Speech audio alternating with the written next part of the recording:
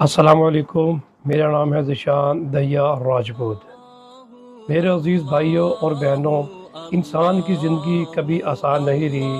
ہمیشہ سے انسان پہ آزمائشیں، بیماریاں اور مشکلات آتی رہی ہیں، لیکن فرق یہ ہے کہ ہم اس کے اوپر رد عمل کیا دکھاتے ہیں۔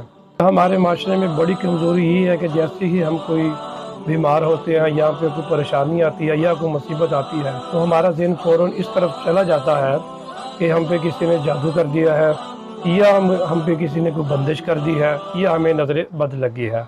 ہم انسانوں کو فوراً الزام ٹھہرانا شروع کر دیتے ہیں، یہ بھول جاتے ہیں کہ اللہ بھی ہمیں آزماتا ہے۔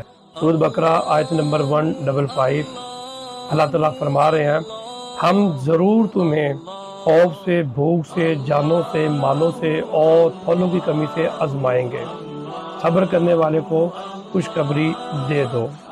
یعنی اللہ کی طرف سے یہ وعدہ ہے کہ آزمائشیں ضرور آئیں گی، لیکن کامیابی اسی کو ملے گی جو صبر کرے گا اور اللہ تعالیٰ پر بھروسہ کرے گا۔ اللہ آپ کا حامی و ناصر ہو۔ السلام علیکم۔